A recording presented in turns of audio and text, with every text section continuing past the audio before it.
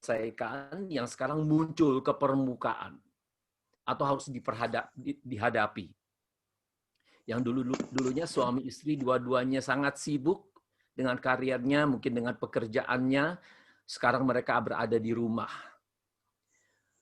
Tetapi kalau kita melihat dari sisi lain, bukankah rancangan Allah semula untuk seorang ayah sebenarnya bukanlah terutama memiliki jabatan, kedudukan, mendapat pengakuan sosial di luar rumah, tetapi terutama adalah kehadiran ayah di tengah-tengah keluarga. Jadi bagi anak sebetulnya tidak terlalu peduli capability, kemampuan daripada orang tua, tapi availability-nya, kehadirannya. Yang sebetulnya yang memiliki tugas untuk mengasuh dan mengasihi. Yang sementara ini mungkin kita serahkan kepada pendidik, guru sekolah minggu, ketua remaja, pemuda, tetapi itu tidak menjadi bagian lagi dari orang tua yang seharusnya menjadi guru yang bisa ditiru, menjadi seorang imam di tengah keluarganya. Jadi kenyataan yang kita lihat sekarang banyak anak-anak di zaman ini yang dibesarkan, mungkin kalau saya sharekan juga sedikit dari pergumulan saya pribadi, andai kata saya bisa mengulangi sekali lagi untuk mendidik anak-anak saya, banyak sekali penyesalan sebetulnya dalam diri saya melihat kurangnya kehadiran saya dengan mereka. Tahun 86 masuk ke saat mengajar, waktu itu istri saya sudah hamil 6 bulan, kemudian tidak lama melahirkan anak yang kedua. Saya sibuk di saat menikmati pelayanan, pekerjaan, selain itu di saat harus juga membuktikan kalau seorang dosen bahwa betul-betul mampu untuk mengajar, untuk berada dengan mahasiswa itu stres tersendiri tentunya, satu tekanan bagi dosen muda saat itu. Dan saya banyak tidak nyambung dengan anak saya. Boleh dikatakan saya hampir kehilangan anak saya yang pertama. Saya tidak connect dengan dia. Bukankah saat ini walaupun itu merupakan tantangan, tapi juga menjadi peluang sebetulnya untuk kita attach, untuk kita dekat dengan anak, untuk mengetahui apa yang menjadi tantangan dan pergumulan yang anak-anak hadapi. Nanti saya akan kembali lagi dalam bagian yang praktis akan hal ini. Boleh ditampilkan slide yang pertama. Kalau kita melihat di tantangan yang dihadapi oleh keluarga saat ini,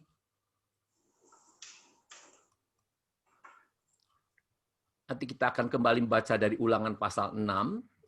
Tapi sebelumnya kita melihat tantangan keluarga, pekerjaan, pasangan, pendidikan anak. Medsos menjadi masalah saat ini. Tidak sedikit anak balap.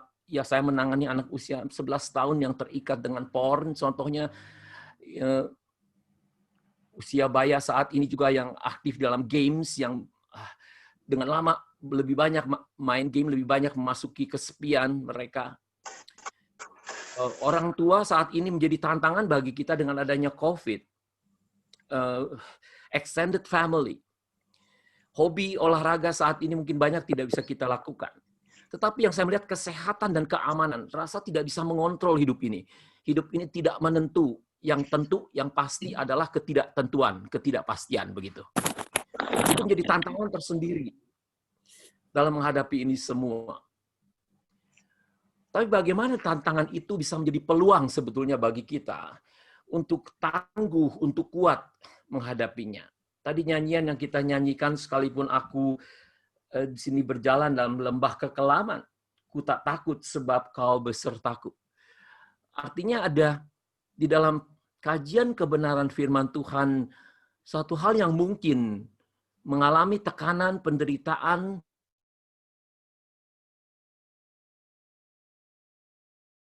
maaf Pak Daniel, Mas di-mute kan?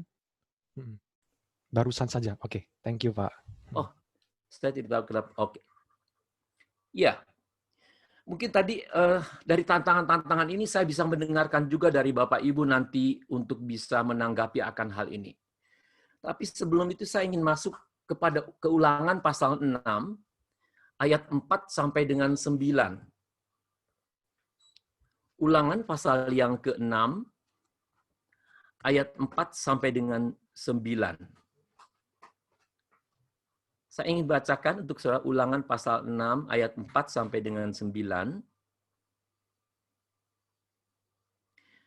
Mungkin dari ayat 1 dan 2 juga saya bacakan terlebih dahulu. Inilah perintah yakni ketetapan dan peraturan yang aku ajarkan kepadamu atas perintah Tuhan Allahmu untuk dilakukan di negeri kemana kamu pergi untuk mendudukinya. Supaya seumur hidupmu, engkau dan anak cucumu takut akan Tuhan Allahmu dan berpegang pada segala ketetapan dan perintahnya yang kusampaikan kepadamu, supaya lanjut umurmu. Maka dengarlah, hai orang Israel, lakukanlah itu dengan setia, supaya baik keadaanmu dan supaya kamu menjadi sangat banyak, seperti yang dijanjikan Tuhan Allah nenek moyangmu kepadamu di suatu negeri yang berlimpah-limpah susu dan madunya. Ayat 4, dengarlah, hai orang Israel. Shema Yisrael. Kita tahu bahwa bangsa Israel mendengar 3 kali setiap hari mengungkapkan dengarlah Israel. Tuhan itu Allah kita, Tuhan itu Esa. Kasihilah Tuhan Allahmu dengan segenap hatimu dan dengan segenap jiwamu dan dengan segenap kekuatanmu. Apa yang kuperintahkan kepadamu hari ini haruslah engkau perhatikan. Haruslah engkau mengajarkannya berulang-ulang kepada anak-anakmu dan membicarakannya apabila engkau duduk di rumahmu, apabila engkau sedang dalam perjalanan, apabila engkau berbaring, dan apabila engkau bangun. Haruslah juga engkau mengikatkannya sebagai tanda pada tanganmu, dan haruslah itu menjadi lambang di dahimu. Dan haruslah engkau menuliskannya pada tiang pintu rumahmu dan pada pintu gerbangmu. Saudara, bagaimana saudara menilik spiritualitas keluarga saudara selama pandemik ini? Bisa minta slide yang ketiga? Kalau kita tahu sudah di mana saudara berada saat ini dan bagaimana keadaan saudara, apakah sudah setia di tempat di mana Allah menempatkan kita? Yang kedua, bagaimana apakah sudah mengembangkan relasi dalam keluarga untuk memenuhi rancangan Allah ini? Sudah mungkin tidak perlu membandingkan dengan keluarga satu dengan keluarga yang lain. Tapi tantangan ini saat ini sudah diperhadapkan dengan situasi melihat apa yang menjadi kebutuhan istri, bahwa dia sebagai ibu rumah tangga itu betul-betul full-time job yang dia lakukan. Bahkan sudah mungkin bagian besar ranah yang dikerjakan oleh istri kita banyak tidak tahu. Tetapi sekarang kita diperhadapkan pekerjaan-pekerjaan mereka sepanjang hari di rumah yang banyak merangkap juga bukan hanya sebagai yang memasak, tetapi juga harus yang membantu mengajar anak. Berapa jauh saudara juga ikut ambil bagian dalam hal itu. Saudara, tantangan bagi kita pada saat ini, mungkin kalau saya boleh ungkapkan dengan kalimat ini, bukankah saatnya sekarang, semasa pandemik ini, untuk menghadirkan gereja di tengah-tengah keluarga? Karena kita tidak bisa lagi pergi ke gereja bersama-sama, kita banyak melakukan ritual di luar rumah, ritual kerohanian, tetapi ritual-ritual kerohanian di rumah seringkali kita abaikan karena kita sudah menggantikannya dengan kita pergi ke gereja, dengan anak-anak sekolah ke sekolah Kristen. Nah, bagaimana dengan saudara saat ini? Apakah sudah sadar sebagai pewaris kerajaan Allah? Tolong slide berikutnya. Slide berikutnya. Saudara, saya punya rekan-rekan orang Batak, terkenal sekali bagi orang Batak itu ada, saya tidak tahu dalam bahasa Bataknya apa, tapi dia tuh, salah seorang pernah mengatakan pada saya, yang penting bagi orang Batak itu dia punya kedudukan, punya kekayaan, punya keturunan. Punya kedudukan tetapi tidak punya kekayaan, juga tidak, masih kurang. Punya kedudukan, punya kekayaan, tidak punya keturunan, masih kurang. Tapi kadang-kadang saya tambahkan dengan K berikutnya, yaitu kerajaan Allah, kata saya. Oke, kita punya kedudukan, punya kekayaan, punya keturunan, tidak punya perspektif kerajaan Allah. Yang saya maksud di sini, kalau kita melihat dalam Ulangan pasal 6, perspektif kerajaan Allah adalah di sini mengutamakan Allah segala-galanya. Menarik, kita mulai di sini, hai orang Israel, Tuhan itu Allah kita, Tuhan itu Esa, kasihilah Tuhan Allahmu dengan segenap hatimu, dengan segenap jiwamu, dengan segenap kekuatanmu. Ternyata pertama, kalau kita berbicara mengenai spiritualitas dalam keluarga, bukanlah terdiri dari peraturan-peraturan, hukum-hukum, doktrin, tetapi relasi kita dengan Tuhan. Yang melalui perantaraan Kristus, kita dapat mengenal Allah sebagai Bapa kita, yang mengasihi kita, yang berkorban untuk kita. Bahkan dirinya dibandingkan, kalau kita melihat dalam Efesus pasal yang kelima, dibandingkan di situ relasi suami dengan istri sebagai relasi Kristus dengan jemaatnya. Dalam 1 Korintus 11 ayat 3 dikatakan, kepala daripada Allah itu, daripada Kristus adalah Allah sebagai Allah Bapa, dan kepala daripada istri adalah suami. Sudah perbandingan menunjukkan satu, disandingkan itu menunjukkan satu relasi yang begitu intim sekali satu dengan yang lain. Berapa jauh anggota keluarga saudara sudah mereka melihat, anak-anak saudara melihat bahwa Tuhan itu yang terutama dalam hidup saudara. Juga saat menghadapi pandemi ini, ketika sudah menghadapi tantangan, kegagalan, bagaimana saudara bereaksi terhadap situasi tadi? Yang berikutnya sudah kalau kita melihat bagaimana anak-anak kita menjadi spiritual child, yaitu keserupaan dengan Kristus. Bagi saya penting sekali untuk melihat akan hal ini. Kalau sudah melihat dalam Ulangan kembali pasal 6, berkali-kali di sini dengan berbagai kata kerja yang diungkapkan di sini. Dengarkanlah. Haruslah engkau perhatikan. Haruslah engkau lakukan. Haruslah engkau mengajarkannya berulang-ulang. Artinya rutin, konsisten, tak jemu-jemu dengan setia.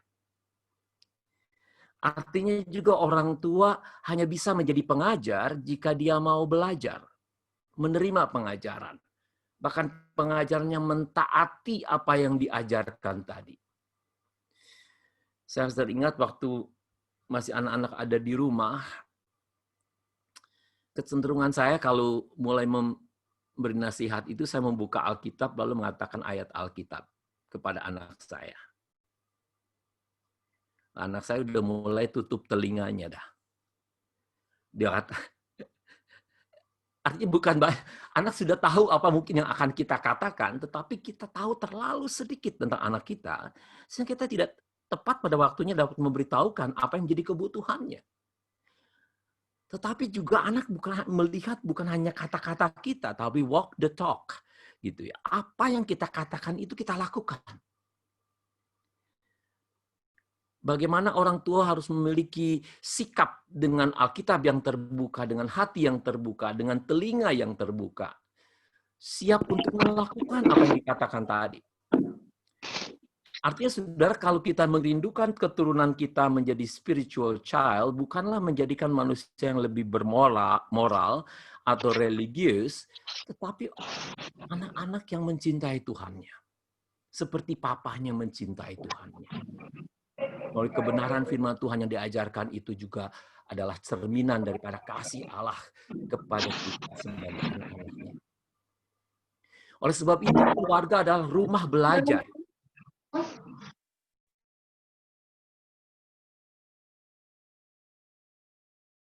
Ini, maafkan.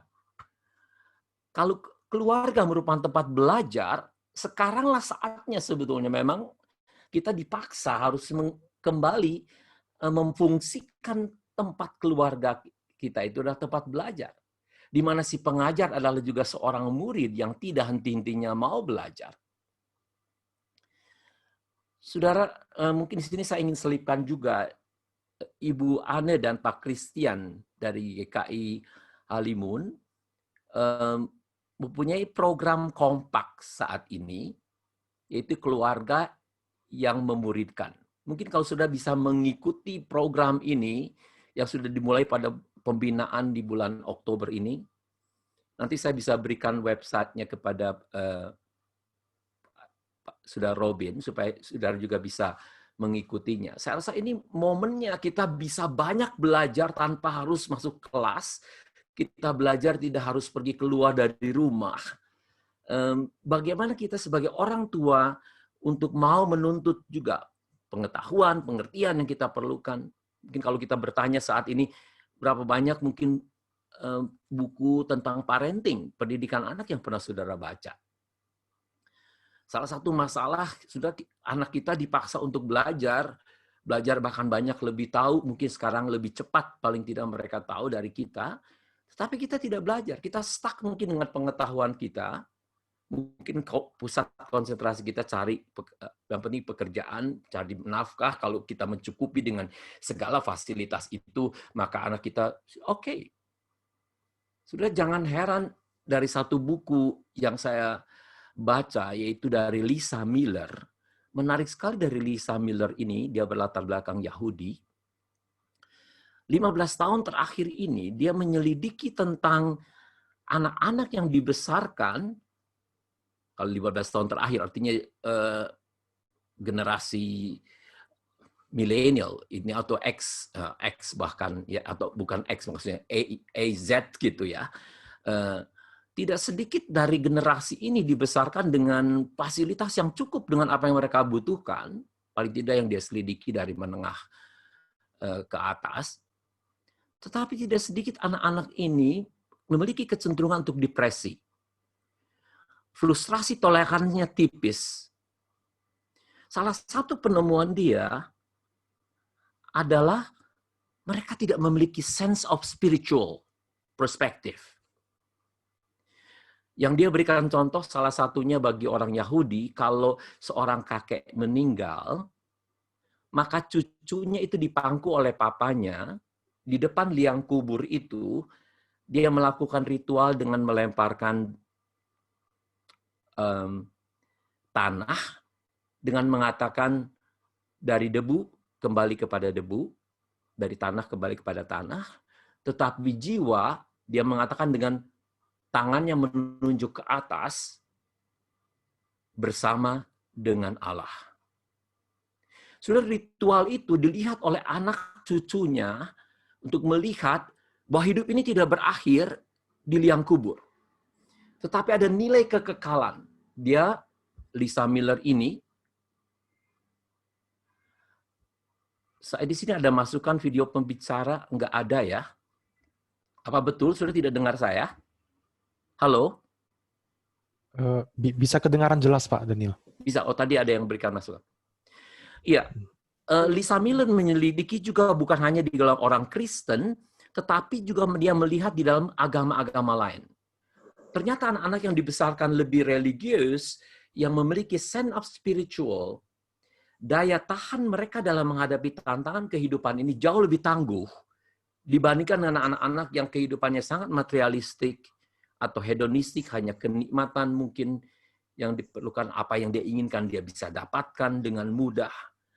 Tidak memiliki fighting spirit, tetapi juga tidak memiliki nilai kekekalan tadi, kemudahan untuk kefrustrasian tadi. Mungkin salah satu bahan untuk kita diskusikan malam ini, bukan menjadikan anak kita mungkin yang lebih bermoral, tetapi spiritual child. Artinya mengenal Allah bukan Allah yang baik, yang benar, yang Allah yang menentukan hukum boleh dan tidaknya, tetapi Allah yang dia bisa alami. Allah yang hadir dalam kehidupan kesehariannya. Sudah, slide berikutnya. Mungkin salah satu bagian saat ini yaitu mengenai kedisiplinan, memelihara kedisiplinan rohani. Saudara, sekali lagi katakan, banyak aktivitas religius kita dilakukan banyak dengan ritual. Sekarang kita tidak bisa melakukannya lagi akan hal itu.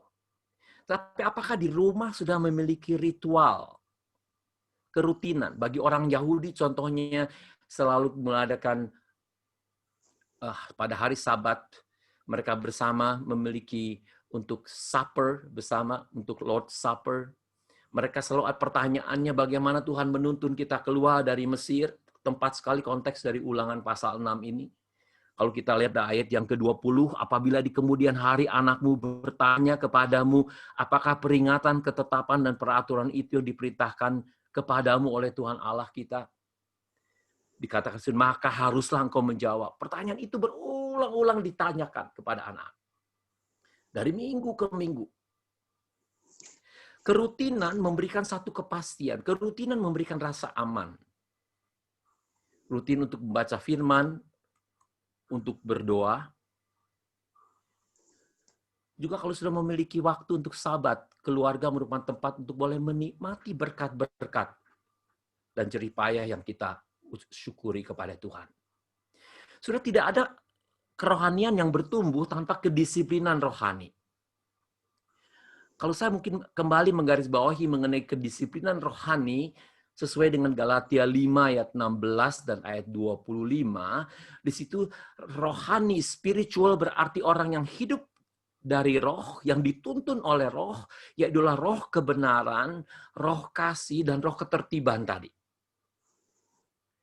Kita mungkin banyak berbicara mengenai roh kebenaran tadi. Tapi bagaimana roh yang berkuasa, kekuatan itu yang menuntun kita. Tapi juga roh yang memberikan ketertiban dalam kehidupan ini yang bisa sangat kacau balau di saat ini dengan tantangan yang dihadapi. Tapi kedisiplinan rohani ini yang menolong saya waktu kalau saya melihat tahun 70-an ya, ketika saya usia belasan tahun, saya dibesarkan dengan nenek saya. Itu setiap Selasa dan Kamis malam kami dipaksa sedikit untuk berdoa sama-sama untuk Biston begitu. Di tengah masa ekonomi politik yang tidak menentu, tapi apo saya itu mengajak saya untuk berdoa, mengajak kami untuk berdoa sampai ketiduran kita berdoa berlutut itu. Tapi dia bukan hanya mengajarkan tentang, dia tidak pernah mengajarkan mungkin apa itu doa, tapi saya melihat dia seorang yang berdoa. Ternyata kerutinan itu menolong sekali untuk saat ini bagi saya merupakan warisan yang saya dapatkan dari nenek. Di tengah tantangan kehidupan itu, bahkan kalau dia menjahit pakaian, lalu pakaian itu dijual pada Lebaran, satu pakaian demi pakaian dia doakan supaya laku gitu, bisa dijual. Seorang apo yang memperhitungkan kehadiran Allah di tengah kehidupan kita saat itu yang tidak mudah. Saya tidak tahu warisan apa yang sudah dapatkan dari keluarga saudara saat ini yang juga sudah lakukan di dalam kehidupan sudah berkeluarga. Jangan saudara anggap enteng tradisi keluarga, warisan-warisan yang sudah dapatkan dari keluarga family of origin, asal-usul dari keluarga saudara. Alkitab berbicara sekali tentang Timotius, bagaimana dia bisa menjadi salah seorang pekerja bahkan yang mencintai Tuhannya di tengah segala ketakutan, kekhawatirannya. Dia memiliki mamanya, memiliki neneknya, Lois dan Oenike, yang betul menjadi teladan dalam hidupnya. Sudah kalau sudah merindukan anak sudah bisa berjalan jauh dalam hidup ini, sudah harus memelihara kehidupan rohani saudara. Secara simpel, buka dalam doa, buka Alkitab, buka hati, dan nantikan kehadiran Allah. Secara simpel, kedisiplinan bukan merupakan suatu yang rutinitas membosankan. Tapi waktu keluarga dapat merayakan, menikmati kehadiran Allah. Untuk itu perlu kreativitas. Nah, saya ingin mendorong lagi saudara untuk mengikuti kompak itu. Ya, di sana Ibu Anne akan memberikan masukan-masukan praktis dan kreatif bagaimana kita bisa mendampingi anak-anak kita dengan usia-usia mereka mungkin yang berbeda-beda. Sudah keluarga merupakan tempat di mana Allah kita dikasihi. Allah yang bersejarah dalam hidup umatnya. Inilah yang memberikan pengharapan, kekuatan untuk generasi yang akan datang. Sudah saatnya saat ini saudara banyak waktu sebetulnya dengan anak. Tapi kalau sudah tidak tahu bagaimana sudah melakukan sesuatu dengan anak-anak saudara, ya bisa membosankan. Minta hikmat dari Tuhan untuk kita bisa kreatif melakukan itu. Saudara ya, nanti kita mungkin secara praktis bisa di dalam diskusi kita malam ini. Yang berikutnya, saudara, yaitu mengenai rumah tangga adalah tempat di mana kita untuk menguatkan iman kita.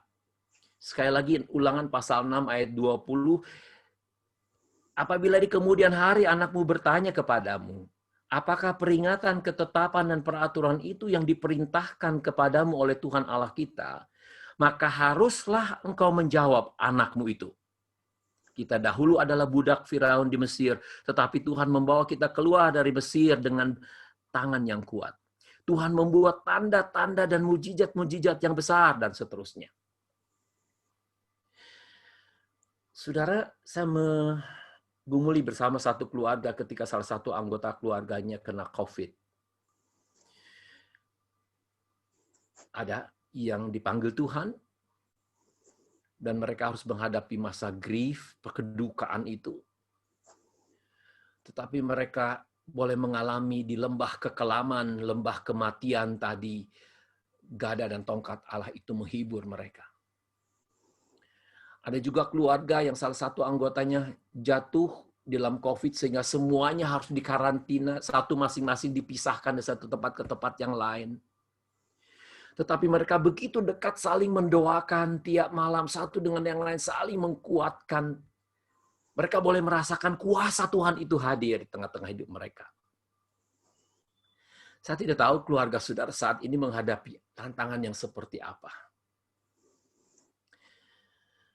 Apakah Allah yang berkuasa itu betul-betul anak-anak rasakan kehadirannya di tengah keluarga?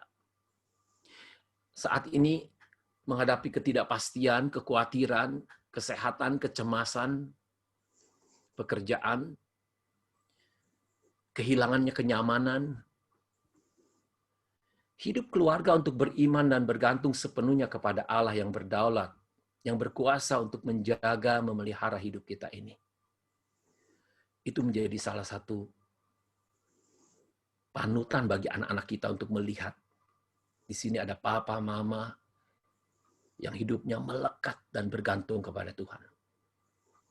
Keteladanan berbicara lebih nyaring daripada pengajaran dalam kehidupan kita memperhitungkan kehadiran Tuhan. Anak-anak kita ingin mengalami bagaimana orang tua mereka bersikap dalam situasi pandemik ini. Apakah mereka bergantung kepada Allah atau kekuatan sendiri? Berapa jauh anak-anak kita melihat kuasa dan mujizat terjadi di tengah keluarga mereka? Orang tua yang bukan saja menyarankan anak-anaknya untuk membaca Alkitab dan berdoa, tetapi mereka juga menyaksikan orang tuanya yang membaca Alkitab dan berdoa. Sudah satu tantangan bagi kita, tetapi menjadi peluang saat ini. Saya masih teringat waktu tahun 70-an itu, papa saya adalah sekretaris Baperki di Bandung. Karena G30S, akhirnya papa saya harus masuk, ditangkap malam oleh tentara. Masih ingat sekarang jam 11-an, itu kami digendor. Lalu kami esok harinya tidak tahu ayah kami, papa kami ada di mana. Tapi saya masih ingat malam itu sampai mungkin subuh emak saya itu, nenek saya itu dengan mama saya berdoa, kita berlutut, kita menantikan dari Tuhan supaya papa kita bisa balik lagi. Tuhan lakukan itu. Ketika 10 Mei tahun 67, rumah kita ditimpuki batu, toko kita habis. Saya dengan nenek saya berdoa di balik dekat toko itu. Kita mohon Tuhan untuk melindunginya, untuk menjaga. Tetapi keesokan harinya kita melihat toko itu kosong. Tapi apa saya mengatakan demikian?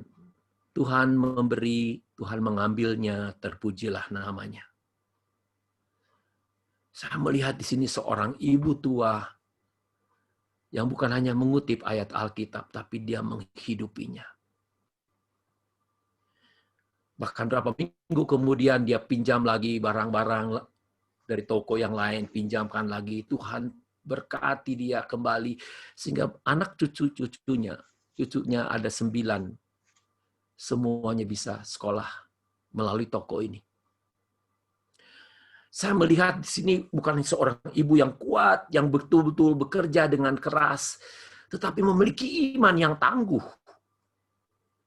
Dan bukan hanya melakukan kegiatan rohani, tetapi manusia yang rohani. Dan saya melihat juga bagaimana papa saya melalui kesulitan itu, dia bisa percaya kepada Tuhan dengan lebih dekat kepada Tuhan, yang tadinya asal-asalan pergi ke gereja, tapi situasi itu membuat dia untuk mencari Tuhan dan hidup bersama dengan Tuhan sampai akhir hidupnya. Sudah, anak-anak kita ingin melihat kehadiran Allah di tengah tantangan kehidupan yang tidak selalu kita mendapatkan jawabannya, tetapi kita bisa bergantung kepada Dia sepenuhnya. Sudah, yang ketiga, keluarga merupakan tempat persiapan atau preventif. Tadi dari buku Spiritual Child dari Lisa Miller, terbukti berdasarkan penelitian research, jika anak-anak dibesarkan dengan suasana spiritual, sekali lagi, spiritual di sini dalam pengertian yang memperhitungkan kehadiran Tuhan yang nyata, yang bukan hanya ajarkan, tetapi dihidupi, dihayati. Kebenaran firman Tuhan bukan hanya diucapkan, tetapi itu menentukan langkah-langkah keputusan hidup yang kita ambil. Pada saat kita menghadapi kegagalan, apakah kita datang mengajak anak kita juga untuk datang berdoa kepada Tuhan? Pada saat kita menghadapi, ya Tuhan berikan berkat dengan keberhasilan, apakah kita mensyukurinya? Anak akan melihat akan hal ini. Suatu tempat preventif. Banyak orang tua menyesali karena banyak hal yang seharusnya kita bisa lakukan, tetapi kita tidak lakukan pada saat anak-anak masih ada di rumah. Termasuk saya, salah satunya. Kalau bisa mengulangi kembali, saya ingin lebih banyak mengambil waktu, terutama dengan anak saya yang pertama. Bersyukur kalau toh memang tidak menjamin, kalau katakan apa yang kita lakukan mungkin segalanya sudah sebaik-baiknya, tetapi tetap anak kita mengambil pilihannya sendiri.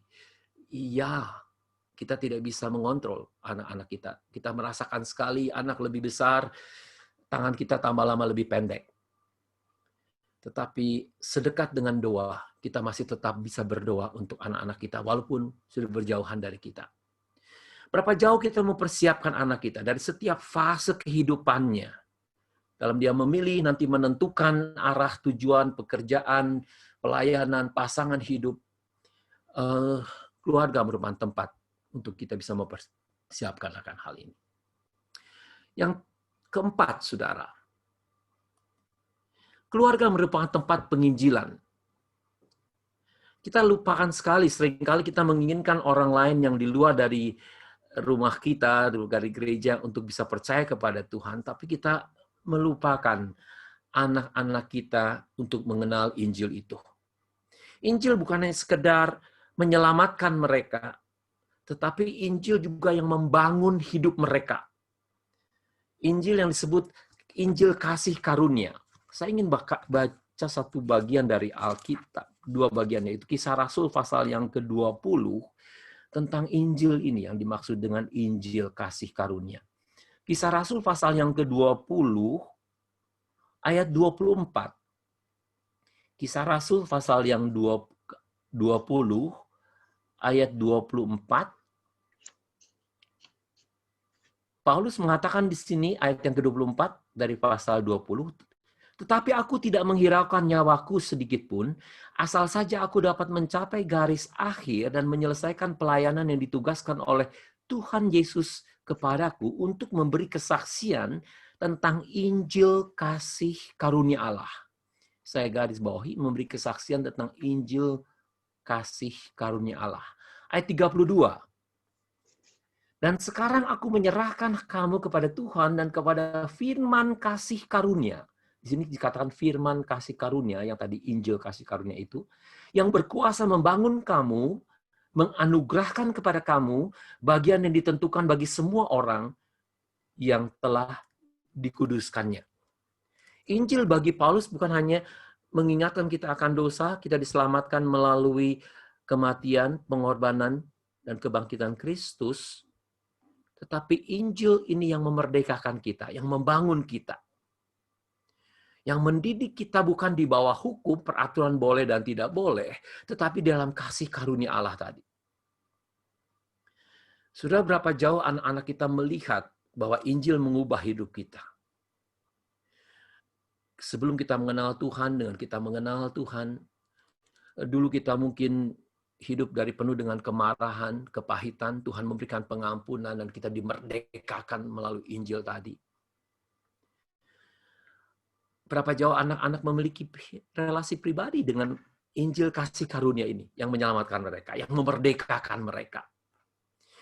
Bukan ditentukan boleh dan tidak boleh, tetapi kasih karunia kedekatan kita dengan Allah itulah yang membuat kita bukan hanya belajar taat akan kebenaran firman Tuhan, tetapi kita rela menyerahkan hidup kita sepenuhnya kepada Tuhan.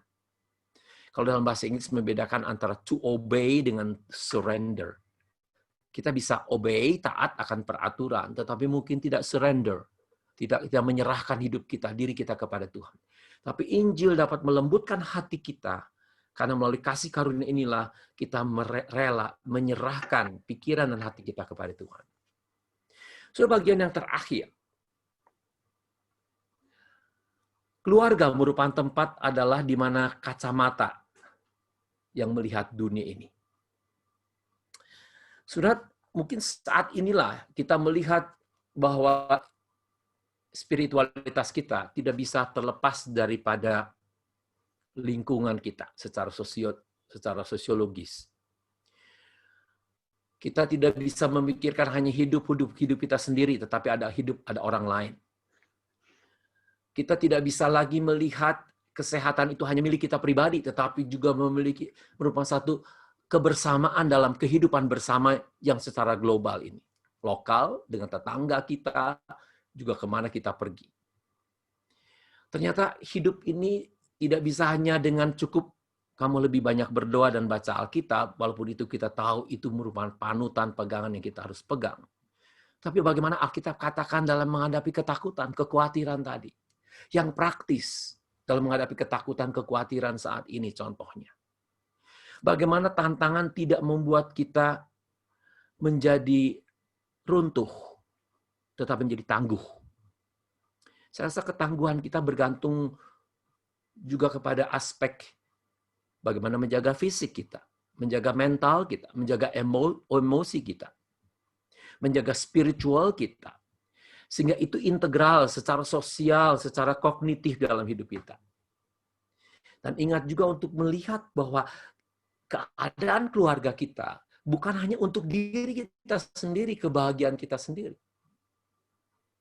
Tetapi juga untuk kebahagiaan atau berkat di mana dunia atau lingkungan kita dibesarkan. Kalau saya membaca, mungkin untuk mengakhiri bagian ini, di dalam Mazmur 128,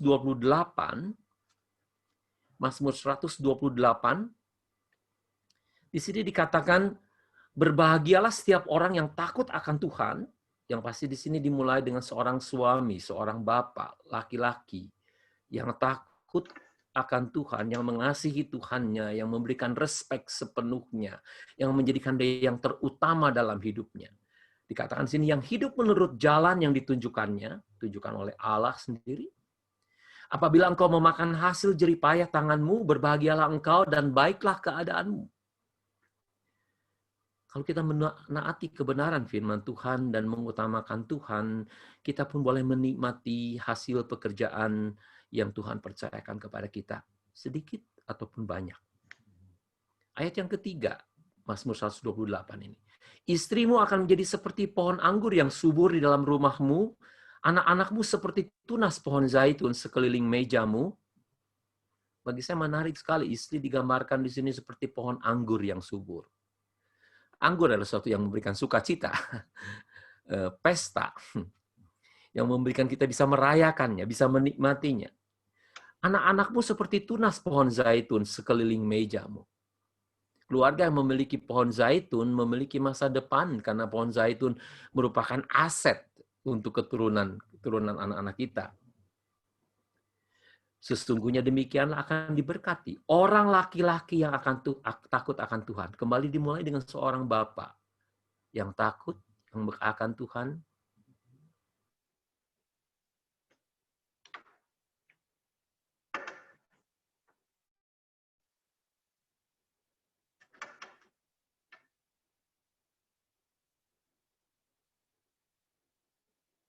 Macet. Oke, sepertinya sinyal dari Pak Daniel agak sedikit terganggu. Kita tunggu sebentar ya, saudara.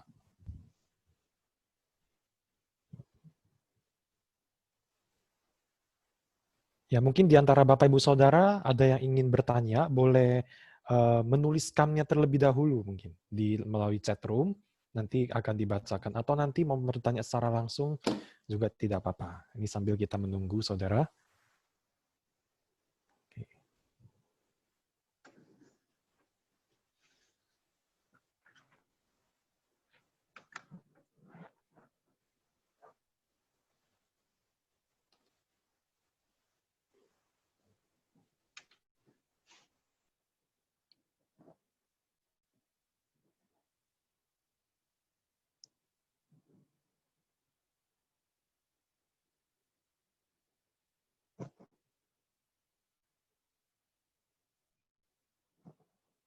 Contoh mungkin WA musuh apa masalah dia? Ya, tadi memang ada terputus. Saya tadi barusan telepon beliau, Pak Daniel sekarang akan join kembali. Ya.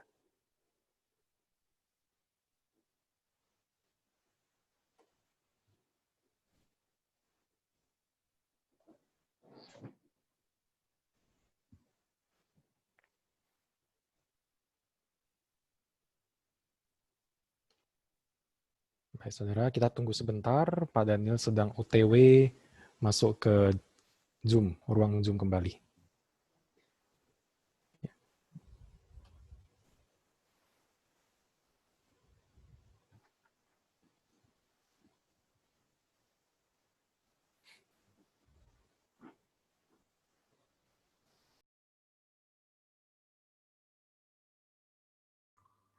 Halo? Ya. Ya, silakan Pak Daniel. Iya. Ya, sepertinya tadi sinyal kurang Iya. bersahabat. Oke. Oke, ya. Mungkin saya Silakan. akhiri dulu sampai di sini. Tadi saya tidak tahu bagian poin yang kelima ini saya sudah. Ya. Dengan membahas Mazmur 128 bahwa tujuan keluarga kita bukanlah hanya untuk kebahagiaan kita sendiri, tetapi juga dimulai dengan seorang laki-laki yang takut akan Tuhan, kemudian istri, anaknya, bahkan di sini kita melihat Israel, negara di mana kita tinggal, artinya Sion di sini dikatakan boleh melihat kebahagiaan Yerusalem. Artinya kesejahteraan di mana kita berada itu pun merupakan hasil daripada pekerjaan perbuatan Tuhan di tengah satu keluarga, di mana untuk menjadi berkat bagi dunia di sekitarnya. Saya rasa melalui COVID ini, kita betul-betul ditantang untuk bisa keluar dari tembok rumah kita, untuk bisa menjadi berkat bagi lingkungan di mana kita berada. Saya mungkin akhiri dulu sampai di sini. Mungkin ada pertanyaan dari Bapak Ibu. Maafkan cukup panjang rupanya saya. Ya, baik. Ya, saya pikir ini pemaparan yang cukup baik. Yang saya tangkap adalah bagaimana di dalam keluarga kita khususnya sebagai papa mama, orang tua, kita bisa mengajarkan tentang Tuhan, dan bukan hanya mengajarkan, tapi kita bisa jadi teladan iman buat mereka. Iya. Ada yang ingin bertanya? Silakan. Saya pikir melalui COVID ini, Tuhan mungkin mau kita dilatih seperti bangsa Israel dulu ya. Jadi untuk orang tua itu harus membekali diri dengan firman Tuhan sehingga dia juga dapat memberi, dia dapat mendidik anaknya dengan firman Tuhan. Kalau orang tua yang cuma datang beribadah, begitu dengar firman, pulang tidak baca firman, bagaimana dia mau menyampaikan apa kepada anaknya kalau dia sendiri tidak dibekali? Saya rasa keadaan COVID ini menuntut kita untuk harus mengisi diri dengan firman Tuhan sehingga kita dapat menginjili anak-anak kita supaya mereka bisa tahu bagaimana iman yang menyelamatkan, bagaimana hidup yang berkenan di hadapan Tuhan, bagaimana pengertian tentang Allah yang benar itu seperti apa.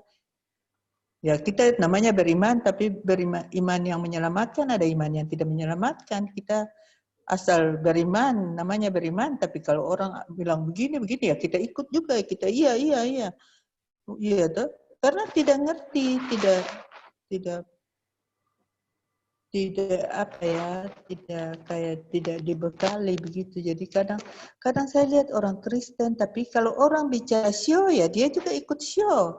Kalau orang bicara kami gitu ramalan-ramalan dia juga ikut, iya. Maksudnya ya kita harus punya satu prinsip pegangan bahwa sebagai orang Kristen ya kita tuh percaya Tuhan, bukan percaya yang dunia itu yang tidak masuk akal, punya yang bukan Tuhan ajarkan begitu. Jadi orang tua itu harus punya pemahaman yang benar supaya dia bisa mendidik anaknya. Kalau orang tua sendiri tidak membekali diri, bagaimana dia mau ngomong apa? Ya baca firman saja tidak. Ya mungkin ibadah juga ya begitu-gitu saja. Jadi ya kadang saya lihat namanya orang Kristen tapi kurang isinya begitu. Terima kasih Ibu Leni. Terima kasih. Terima kasih Bu Leni. Ya. Terima kasih Bu Leni untuk ini ada satu pertanyaan Pak Daniel dari Billy Parulian Lubis dari Gereja Kalam Kudus Taman Kopo Indah Bandung. Beliau ingin menanyakan bagaimana pendekatan kita sebagai orang tua kepada anak-anak kita yang umurnya berbeda satu sama lain. Anak saya ada 3 orang dalam perspektif firman Tuhan. Bagaimana pendekatan kita, Pak Daniel? Iya. Memang dari fase anak kecil dengan anak yang saya tidak tahu perbedaan usianya berapa tahun. Kami punya anak cuma bedanya 2 tahun. Tapi kalau bedanya cukup berjauhan, memang perlu mungkin satu anak dengan anak yang lain mendapatkan perlakuan yang kalau kita terlalu dengan anak yang kecil dan satu ada teenager sudah lebih sulit untuk sesuai dengan usianya. Mungkin yang menolong kami kalau kadang-kadang kita melakukan selalu sesuatu bersama-sama yang bisa seperti family altar, keluarga, mesbah keluarga yang sifatnya lebih umum, baca firman, menyanyi, buka Alkitab, buka hati, buka dengan doa, dan biasanya kami salah satunya memberikan kesempatan kepada anak untuk bisa berbicara sesuai dengan apa yang dia dapatkan dari ayat itu, contohnya salah satunya. Atau pada malam hari, biasanya kami bergantian juga.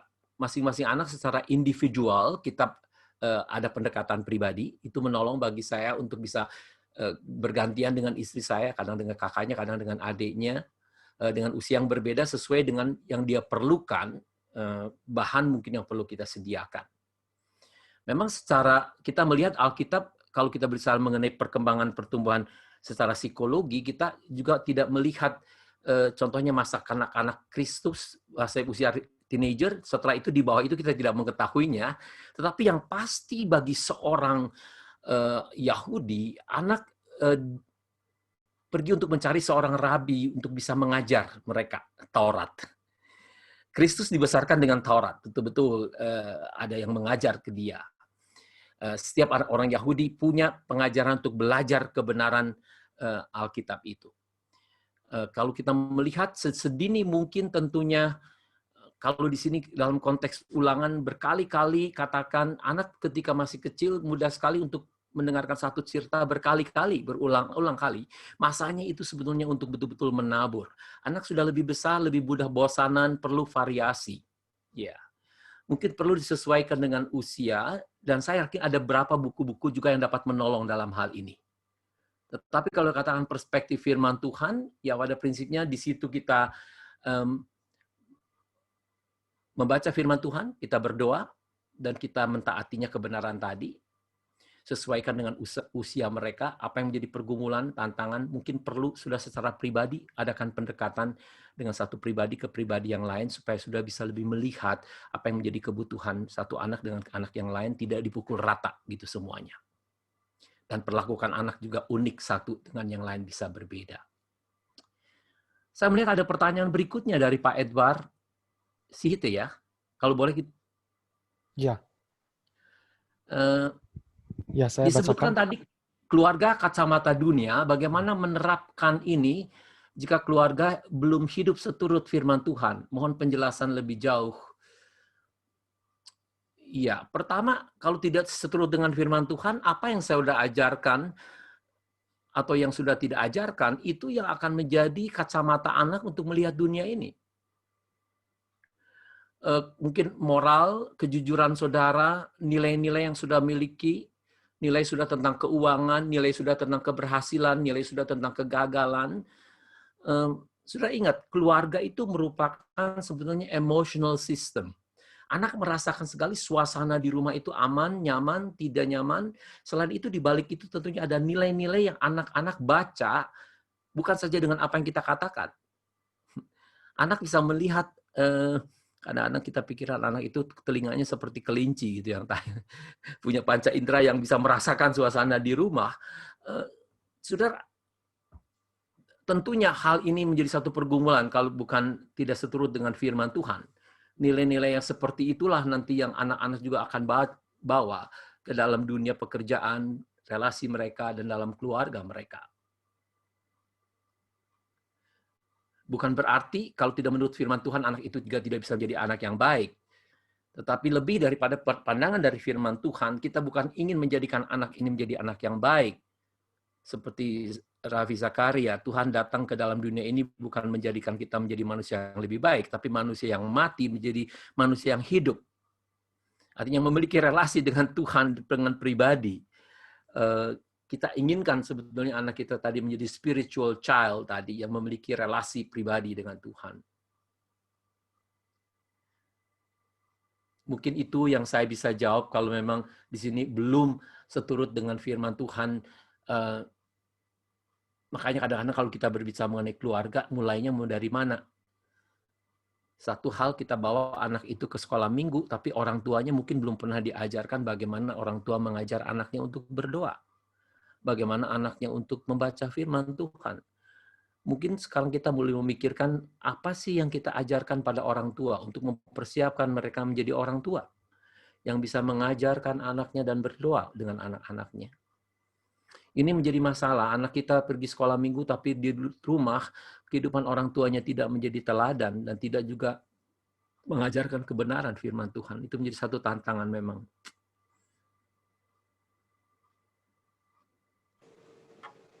Ada yang dapatkan sinyalnya kurang begitu baik. Ada pertanyaan berikutnya. Saya mau bertanya dari Pak Alipin, antara membimbing anak dengan mengutip Alkitab atau dengan menanamkan nilai-nilai Kristen secara keseharian dalam relasi komunikasi dan lain-lain. Mana lebih efektif? Mengingat sharing Pak Daniel tadi, kalau orang tua kutip Alkitab, kesannya lebih menggurui. Apakah disesuaikan dengan usia atau terima kasih? Ya, saya sadar pada tempatnya kita untuk menghafal, mengatakan kebenaran firman Tuhan. Tapi kalau kebenaran firman Tuhan itu dikatakan hanya sebagai karena saya tidak mampu untuk berkomunikasi dengan baik dengan anak kita, lalu kita pakai otoritas firman Tuhan. Atau kalau saya tidak bisa, anak saya tidak menurut kepada saya, lalu saya mengatakan nanti Tuhan marah. Artinya saya pakai otoritas Tuhan, karena saya sebetulnya nggak bisa marah sama anak saya, atau tidak bisa marah dengan baik kepada anak saya, lalu saya pakai otoritas Tuhan, atau pakai otoritas ayat Alkitab. Saya rasa ini merupakan satu abuse terhadap kebenaran firman Tuhan. Tetapi terus terang di sini kita katakan, banyak saat ini anak sulit untuk menghafal kebenaran firman Tuhan. Untuk menghafal ayat-ayat firman Tuhan, karena saudara sesuatu dalam bahasa Inggris kan by heart. Mengajar firman Tuhan bukan di luar kepala. Kita bawa orang Indonesia di luar kepala kalau menghafal ayat. Tapi melalui hati, yang dihayati, yang dihidupi. Karena ada anak melihat kita tanpa mengutip Alkitab, tapi mereka tahu bahwa Papa hidup sesuai dengan apa yang Alkitab katakan. Saya rasa itu jauh lebih powerful tentunya daripada hanya sekedar mengutip kebenaran firman Tuhan. Menarik dengan anak-anak ketika masih kecil, kalau kita lebih playful menghafal ayat Alkitab dengan gerakan, dengan nyanyian, anak lebih cepat untuk menghafal ayat Alkitab tadi. Dan kita ingat, saudara, firman Tuhan yang dihafalkan, yang menjadi bagian dari kehidupan kita, pada saat ada tekanan di dalam kehidupan ini, itu yang akan muncul, bisa ke permukaan. Saya bekerja dengan orang lanjut usia, tidak sedikit mereka kenal ayat-ayat Alkitab yang mereka dulu waktu masih muda mereka hafal ayat itu. Penyanyian-nyanyian yang mereka hafal. Pada saat mereka tantangan hidup yang mereka hadapi, ayat-ayat itu muncul ke permukaan di dalam pikirannya, dalam hatinya. Jadi dalam keseharian, dalam relasi komunikasi ini, saya rasa anak melihat apakah kita pun menghidupi ayat Alkitab tadi. Jangan terlalu cepat mengutip ayat Alkitab untuk menggantikan sebagai otoritas saudara yang tidak mampu memberikan jawaban kepada anak atau menghadapi lalu mengutip ayat. Itu mungkin saya harus belajar lagi. Saya menyesali akan hal itu. Ya, dan tidak sedikit juga ini menjadi penyakit pendeta. Di atas mimbar kita ngomong, di bawah mimbar kita ngomong, di rumah juga kita ngomong lagi banyak. Daripada kita mendengar yang dibutuhkan anggota jemaat mungkin setelah turun dari mimbar ya telinga kita, bukan mulut kita. Di rumah juga kita katakan ayat Alkitab atau kebenaran berkali-kali kepada anak kita, kasar katanya sampai mulut kita berbusa-busa, anak nggak dengar. Bukan anak nggak tahu. Tadi saya katakan kita tahu terlalu sedikit tentang anak kita. Sehingga kita tidak bisa tepat pada waktunya memberitahukan akan kebenaran itu ketika anak mulai siap untuk mendengar. Kan kita mendengar terlalu sedikit tentang anak kita. Coba tanyakan kepada guru sekolah minggu atau ketua remaja lebih tahu anak-anak kita daripada kita sendiri. Karena kita kurang siap untuk memberikan telinga untuk mendengar anak kita.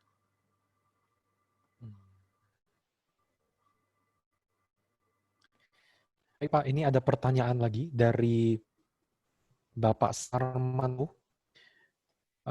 Terima kasih Pak Daniel, saya ingin bertanya, jika kita sebagai orang tua mengajarkan dengan banyak kemudahan-kemudahan zaman sekarang ini, bagaimana kita mengatasi hal-hal seperti ini?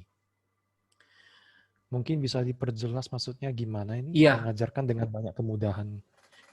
Dia selalu apa yang dia inginkan, itu salah satu masalah di dalam generasi sekarang, sulit membedakan apa yang diinginkan dengan apa yang dibutuhkan.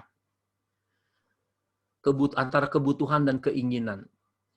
Sedangkan keinginan ini dipicu sekali dengan iklan-iklan tentunya, kehidupan hedonistik, materialistik tadi, yang membuat kita sepertinya memberi makan monster yang tidak pernah kenyang. Dengan lebih memberikan banyak, bukan tambah kenyang, tapi tambah lapar. Dan mudah sekali untuk dipuaskan oleh yang sesaat tadi. Ini tantangan yang memang yang kita hadapi saat ini.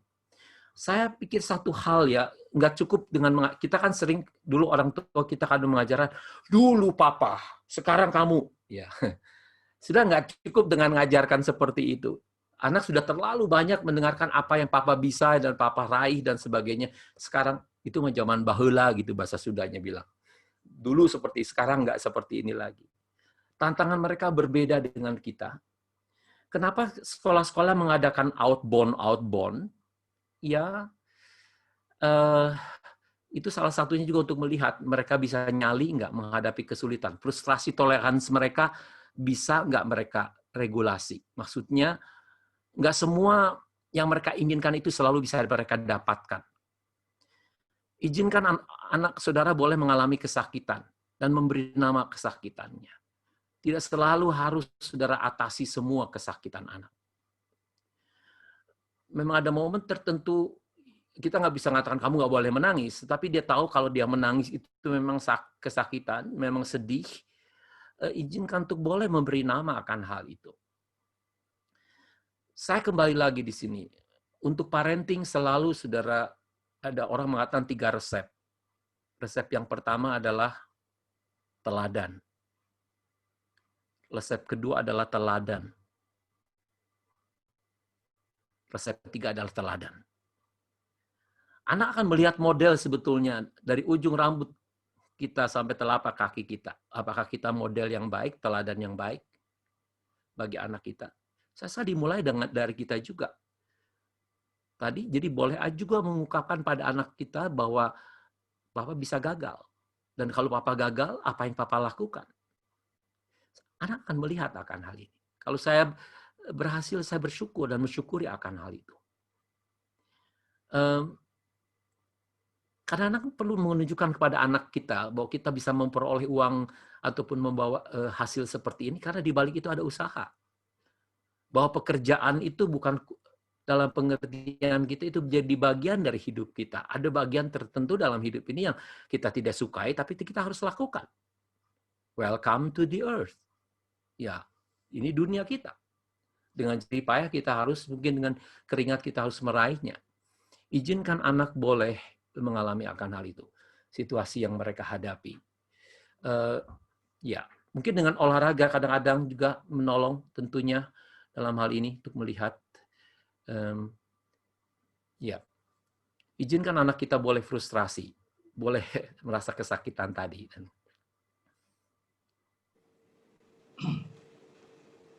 Ya, boleh tanya Pak Daniel.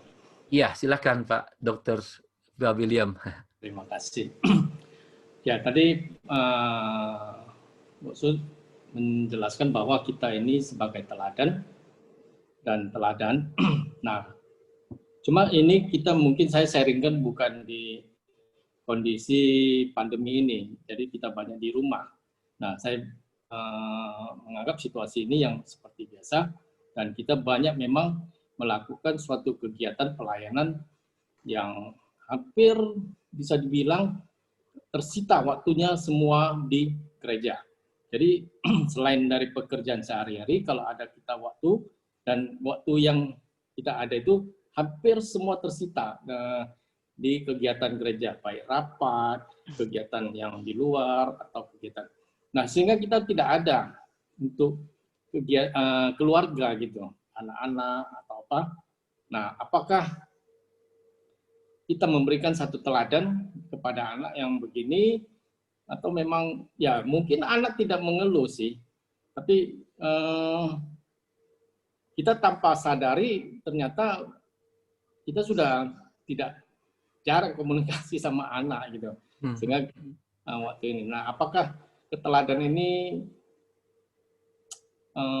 gitu bisa dilakukan seperti begini? Pertama tadi apa yang Dr. William katakan, banyak hal aktivitas tadi tidak ada lagi di sementara ini semua ada di rumah itu ya. Ya, sekarang kalau mungkin sekarang ya di rumah aja. Kita saya mengatakan ini memang yang dulunya sebelumnya waktu kita masih aktif, sehingga waktu kita tersita. Nah, apakah kita memberikan satu teladan nggak begini? Ya. Pertama saya melihat ini dengan COVID ini juga kita sepertinya di stop dari segala kegiatan tadi, dan Tuhan memberikan izin untuk sabat, sebetulnya untuk memikirkan ulang kembali dari segala kegiatan spiritual kita, apakah itu identik dengan kerohanian kita sesungguhnya? Apakah itu memiliki impact untuk anak-anak? Iya, kita mungkin lebih mencintai gereja daripada mencintai keluarga kita. Mungkin mengatasnamakan aktivitas spiritual tapi tidak memiliki spiritual impact untuk keluarga kita. Kalau kita mengidentikan kedekatan kita dengan Tuhan dengan berapa banyaknya kegiatan kita lakukan untuk Tuhan, ingat, yang kita lakukan untuk Tuhan banyak juga yang tidaklah kita lakukan bersama-sama dengan Tuhan. anak juga akan mulai melihat kegiatan tadi yang kita investasikan di luar rumah tadi, yang anak tidak merasakan, mungkin tidak mengeluh, tetapi itu tetap akan menjadi model, ya, bahwa kerohanian kita identik dengan berapa banyak aktivitas gereja yang kita lakukan. Walaupun kita tahu kita inginkan anak kita mencintai Tuhan, tapi ingat, bagi anak-anak, cinta itu bukan konsep hanya dikatakan, tapi ingin dirasakan. Begitu. Nah, ini perlu kita tanyakan, memang selalu merupakan salah satu excuse, permintaan maaf kita karena kita banyak kegiatan ini dan itu, sehingga kita mengatakan kita nggak punya lagi sisanya bagi anak kita. Pulang ke rumah, kita sudah flat, gitu, udah lelah, sehingga itu sisa-sisanya yang didapatkan oleh anak kita. Bagaimana kita untuk betul secara marginal juga menyediakan waktu, karena bagi anak yang menentukan bukan kuantitasnya, berapa banyak waktu yang kita berikan, tapi kualitasnya yang kita diberikan. Memang ada hal tertentu yang kita perlu waktu yang lebih panjang untuk bisa mendengarkan anak kita, tapi kalau betul-betul 10-15 menit, tapi kita betul-betul sungguh-sungguh ada di sana, tanpa HP, konsentrasi kita, anak merasakan sekali, Papa hadir atau tidak. Dari mata kita, sentuhan yang kita berikan pada anak kita. Ya, terima kasih Dr. William. Betul, kita perlu, kalau Tuhan berikan sabat, sepertinya ekstra sabat. Hari di fase seperti ini untuk kembali mengkaji ulang kembali. Apakah kegiatan kerohanian atau aktivitas gerejawi saya itu identik dengan kualitas kerohanian saya? Kita perlu bertanya. Bahkan saya kadang-kadang mengatakan kepada para penatua, andai kata saudara tahu punya masalah di keluarga ataupun dengan anak, mungkin kalau perlu minta izin kepada gembala sidang untuk periode berikutnya untuk sementara berhenti dahulu. Untuk konsentrasi untuk anak sebelum sudah melakukan di gereja. Karena anak akan merasakan sekali sebetulnya apa yang kita tampilkan keberadaan kita di gereja dengan kita ada di rumah, anak merasakan sekali akan hal itu.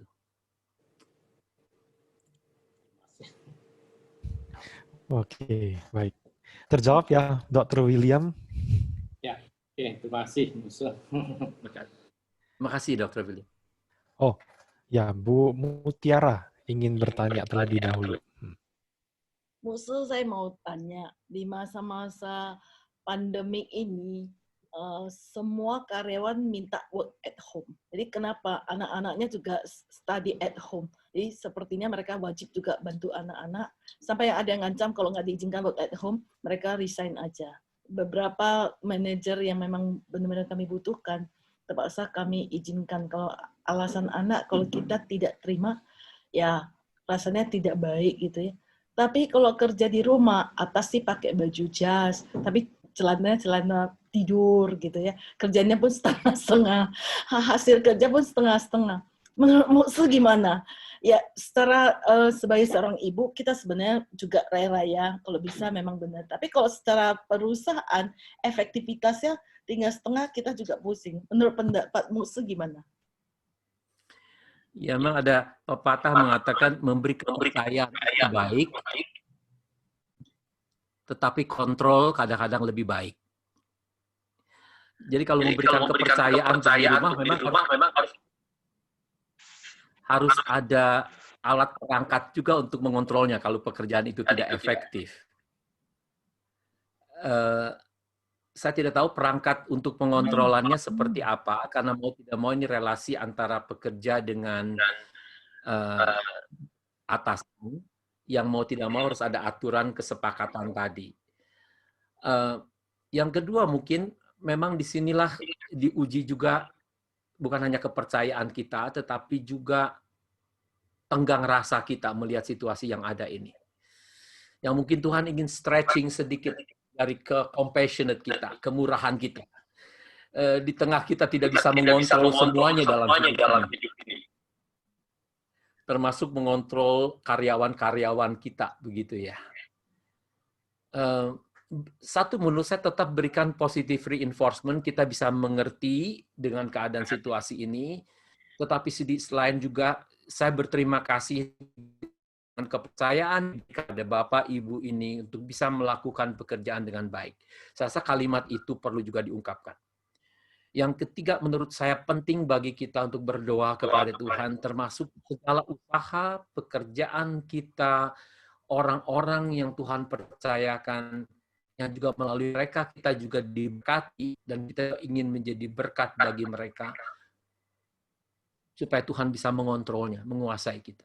Di balik kita tidak bisa mengontrol situasi seperti ini.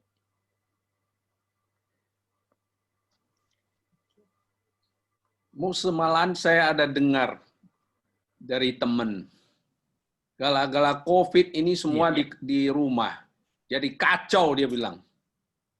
Anak ribut, suami ribut, istri kacau, ini semua ribut-ribut dia bilang. Ada yang malahan bilang mau cerai, gala-gala kayak gitu. Ada yang anak-anak itu gala-gala sekolah nggak bisa, orang tuanya mau ngajarin nggak bisa, ribut jadinya. Nah itu jadi masalah juga ini. Ya memang kita tahu di Wuhan juga setelah terjadi COVID ini banyak perceraian. Kami menangani sebenarnya ada 4 pasangan dalam proses betul-betul bercerai dan berpisah di dalam 7 bulan terakhir ini. Barometernya memang kembali mungkin relasi mereka sebelumnya juga belum begitu baik. Jadi ada tumpukan-tumpukan masalah yang belum terselesaikan. Di pre-existing problem, konflik, yang sekarang dengan tekanan pandemi ini muncul ke permukaan. Dan mereka tidak tahu bagaimana untuk menangani itu. Tetap bagi saya barometernya adalah relasi suami dan istri. Kalau relasi papa dan mama baik, komunikasi mereka baik, mereka bisa membicarakan dengan baik. Biasanya atmosfer atau tekanan di keluarga itu pun akan lebih menurun tekanan-tekanannya. Jadi kesepakatan dalam hal ini suami yang lebih banyak dulunya sebelum tinggal di luar di rumah, sekarang ada di rumah memang membutuhkan pengorbanan. Di sini untuk sacrificial love, itu commitment love, untuk bisa mengambil alih hal-hal yang pekerjaan yang kecil yang biasa dilakukan oleh ibu, untuk bapak bisa men-tackle-nya untuk menggantikan tadi. Itu ya. Jadi mereka perlu berdua ini untuk memperbaiki relasi mereka. Saya sarankan untuk secepatnya mencari counselor. Biasanya kami bimbing langkah demi langkah dari minggu ke minggu situasi yang seperti apa dan apa yang harus dilakukan. Mereka juga sebagai pasangan perlu tetap memiliki me time. Jadi waktu untuk sendiri. Karena saya harus berikan kesempatan untuk istri untuk boleh sendiri dan menikmati. Kalau pergi dia keluar sebentar ataupun setengah jam atau 1 jam, harus bergantian. Supaya tidak harus selalu dua-duanya juga bisa ada di rumah. Diganti. Me time tadi. Memang perlu berkomunikasi dengan anak dengan lebih baik dalam hal ini. Tetap adanya struktur. Karena nggak pergi sekolah jam berapa, sekian, bangun bisa seenaknya, atau main HP bisa seenaknya. Perlu dibuat peraturan. Untuk bisa duduk sama-sama gitu. Jangan langsung teriak saja, kamu nggak boleh ini, nggak boleh itu. Nggak, kita perlu ada seperti family conference namanya. Seperti rapat keluarga gitu. Duduk meja semeja. Nah kalau orang sudah duduk, anak juga duduk, kita sama-sama tingginya. Itu akan jauh lebih tenang untuk calm anak. Papa siap untuk dengar apa yang jadi keluhan kamu, apa yang jadi keluhan kamu. Kalau seorang bicara, kita semua harus mendengar. Kalau perlu yang sudah agak sedikit besar, ada buku tuh. Oh, Ani mengatakan ini masalahnya ini. Ayo kita bicarakan. Kita bagaimana untuk cari jalan keluarnya bersama-sama. Family conference itu sangat menolong. Kami punya 2 anak dulu yang sering cakar-cakaran, seperti kucing sama anjing gitu. Nah, dengan mengadakan family conference untuk duduk, itu dapat menolong mereka bisa menjadi masalah, tapi juga mereka bisa jadi solusi begitu. Dengan duduk sama-sama.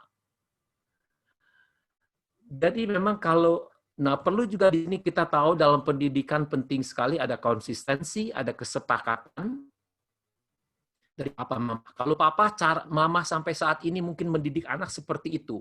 Papa sekarang jarang ada di rumah, tapi papa melihat cara ini nggak benar gitu. Caranya pengen seperti cara papa. Nah, itu perlu dibicarakan sebagai suami istri. Karena anak tahu juga kalau papa mama nggak setuju, dia akan cari jalan pintas, dia bisa shortcut, gitu ya. Kan ada pernyataan separate army is defeated army. Jadi kalau satu komponen militer yang sudah terpisah, itu sudah terkalahkan. Nah, jadi anak yang akhirnya bisa mengambil alih dalam hal ini. Kembali kuncinya komunikasi, dan komunikasi. Bagaimana untuk bisa mengomunikasikan dengan baik.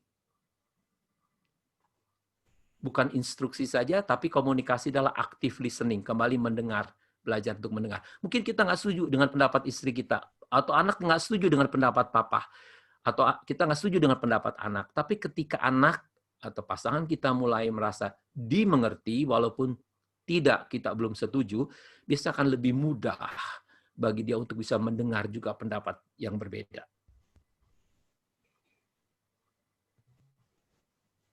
Wow. Apakah terjawab? Sementara itu Pak Sun, Bu Mutiara. Tes. Halo, tes. Terjawab ya? Terjawab ini ya. Mungkin Ya. kita harus set sistem ya bagaimana kontrol ini ya benar-benar. Tapi kita memang di masa pandemi semuanya juga susah. Perusahaan susah, keluarga susah, anak susah, ibu susah, istri, anak juga semua susah. Mari bersama-sama kita menghadapi bersandar pada Tuhan ya. Ya, terima kasih Musa. Betul. Saya ingin garis bawahi, biasanya kalau kami melihat pasangan yang bermasalah, tantangan, selalu memberikan pengharapan untuk kalau Bapak Ibu bisa melewati krisis seperti ini, akan menjadi pasangan yang jauh lebih kuat daripada sebelumnya. Oleh sebab itu, tetap berusaha untuk melewati lembah kekelaman ini, boleh katakan, lembah ketakutan ini. Tapi biarkan rasakan gada dan tongkat Allah itu menghibur kita dan menguatkan kita. Dan kalau kita melihat teladan-teladan dalam Alkitab, kesulitan, penganiayaan, kelaparan tidak membuat kita menjadi binasa. Saya teringat satu ayat bagian yang saya ingin bacakan, mungkin bisa dari 2 Korintus pasal yang keempat. Itu yang salah satu bagian dalam Alkitab yang saya melihat bagaimana Paulus menghadapi tantangan kesulitan ini.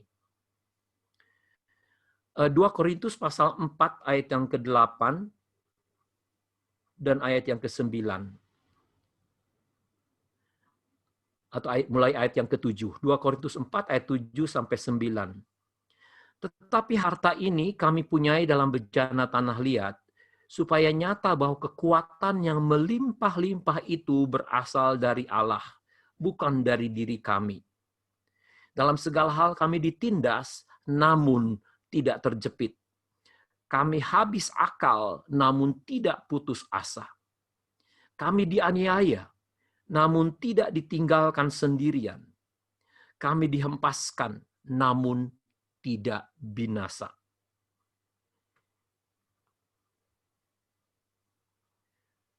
Ada satu perkata dalam bahasa Inggris mengatakan, we can grieve and live at the same time. Kita bisa merasa menderita ataupun berduka, tetapi kita juga tetap masih bisa hidup. Alkitab banyak sekali membicarakan akan hal ini. Yang pasti Alkitab juga tidak menjanjikan dunia kita ini akan bertambah lebih baik dan lebih baik dan lebih baik.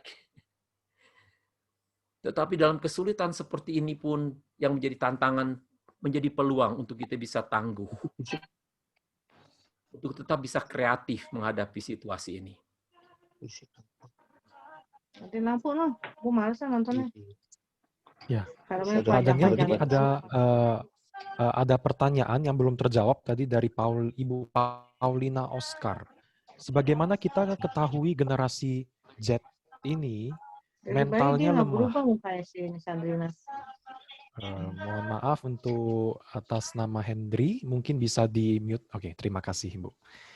Ya, saya ulang pertanyaannya dari Ibu Paulina Oscar. Sebagaimana kita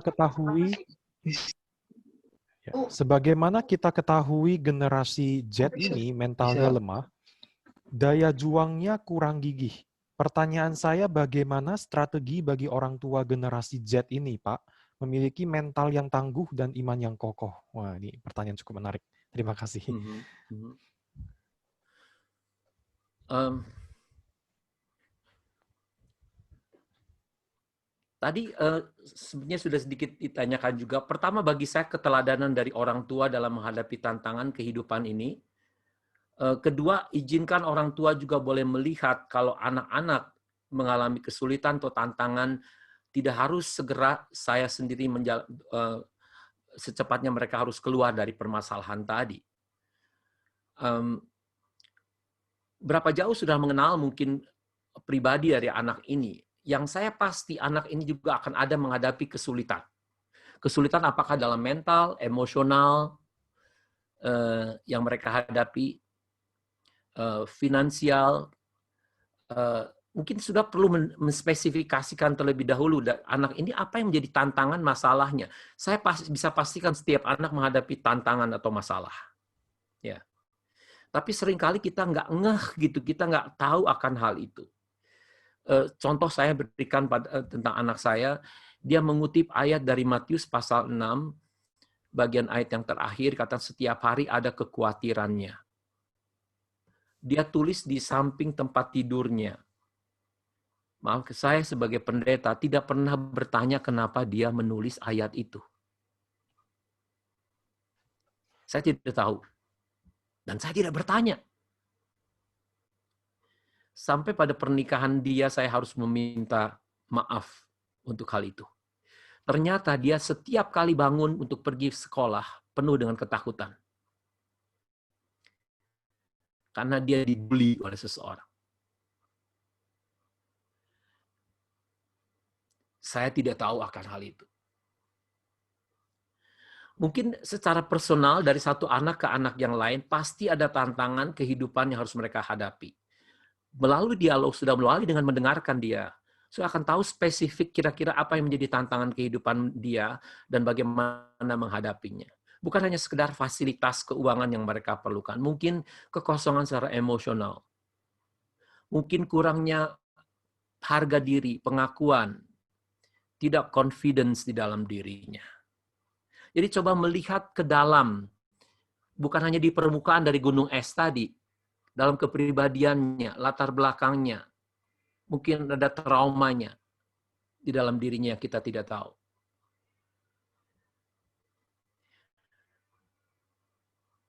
Mungkin perlu dilihat dari pribadi ke pribadi, menurut saya, sekolah mengadakan seperti outbound, mengkondisikan situasi yang sulit, bagaimana mereka untuk bisa mengatasinya. Kadang-kadang melalui case study, melalui obrolan dengan anak. Mungkin dia bercerita tentang masalah orang lain, tetapi kita tidak tahu. Family conference tadi yang saya ungkapkan tadi itu menolong sekali untuk tahu. Biasa anak ketika pulang sekolah, catatan di sini, orang tua yang memiliki waktu paling tidak 1 kali. Kenapa pesepak bola itu COVID cuma 4 hari sembuh? Untuk Jawabannya makan. karena protein dan suplemennya tercukupi. Ibrahimovic. Saudara, kalau bisa 1 kali paling tidak makan bersama-sama dengan anak-anak kita, dan momen itu tidak ada HP, untuk mendengarkan mereka, anak tahu makan ini bukan hanya makan untuk masukin, untuk ngisi perut kenyang, tapi waktu untuk bisa berdialog, bisa berkomunikasi. Mana momen seperti itu sudah akan mengenal apa yang menjadi pergumulan, tantangan yang anak-anak saudara hadapi.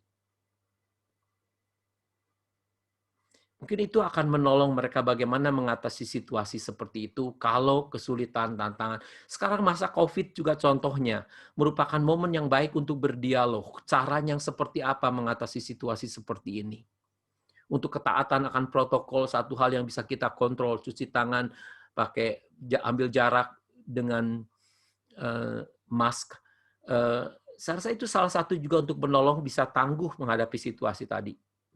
Mensiasati, berstrategi dengan tantangan. Saya rasa momennya saat ini untuk kita bisa juga berdialog dengan kita. Sudah ingat juga tidak sedikit anak yang dibully melalui medsos, melalui texting. Itu perlu sudah kadang-kadang orang tua tidak tahu. Karena anak juga takut untuk memberitahukan kepada orang tuanya dengan ancaman-ancaman. Artinya sudah sekali lagi, saudara, kalau sudah kelekatan, sudah tidak dekat dengan anak, bukan ingin stalking, terus-terus kita kejar-kejar anak kita, controlling, bukan itu yang saya maksudkan. Tapi momen di mana anak mau berbicara, kita harus siapkan telinga kita untuk mendengar. Dengarkan suara hatinya, bukan hanya melihat di permukaan saja dengan perilakunya. Di situ sudah mungkin bisa mulai meraba hatinya. Dan itulah yang dikatakan dalam Maleakhi 4 ayat 6, hati bapak-bapak kembali kepada anak-anaknya, hati anak-anak kembali kepada bapak-bapaknya. Ketika kita secara batinnya connected kembali dengan anak kita. Di situ kita akan melihat pergumulan anak kita. Dan bagaimana itu menjadi tangguh, di situ dia tahu dia tidak sendiri mungkin untuk menghadapi itu, tapi ada kita sebagai orang tua yang mendengarkannya. Yang bisa berdoa dengan anak kita. Dan bisa menolong dia bagaimana menghadapi untuk bertanggung jawab. Ingat, prinsip pendidikan, kita inginkan anak kita mandiri. Kita inginkan supaya anak kita bisa mengambil keputusan. Dan kita berharap bisa mengambil keputusan yang baik. Untuk itu kita harus banyak bisa memberikan kepercayaan. Tidak bisa mengatakan kamu boleh dan tidak boleh saja. Kadang-kadang dia harus mencoba, trial and error. Kadang-kadang dia harus mengalami kesulitan. Tapi dia bertanggung jawab dengan pilihan dia. Dan itu dia akan belajar dari kesalahan tadi. Kita harapkan untuk bisa mengambil pilihan yang baik. Dan pilihan yang dia ambil, kalau itu pun salah, tapi itu pilihan dia dan dia belajar bertanggung jawab, dia pasti sudah belajar sesuatu di dalam hidupnya untuk menghadapi kesulitan ini.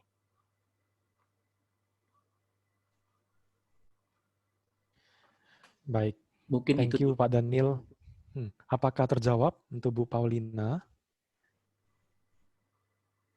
Ya, saya kira terjawab ya. Jadi kita perlu menggali ya istilahnya Pak Daniel ya.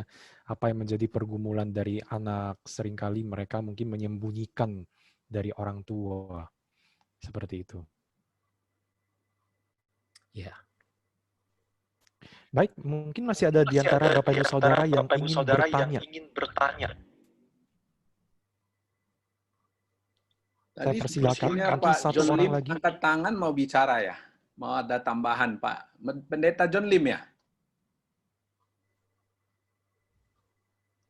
Silakan Pak John.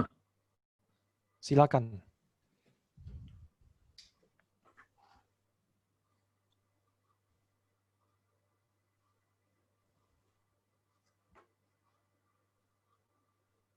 Nggak dengar dia mungkin. Iya. Mungkin siapa lagi? Ayo lanjut. Nah.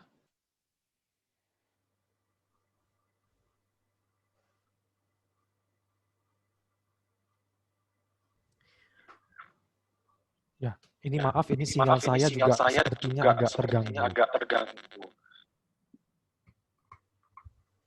Mungkin Yunita atau Raisa bisa membantu terlebih dahulu.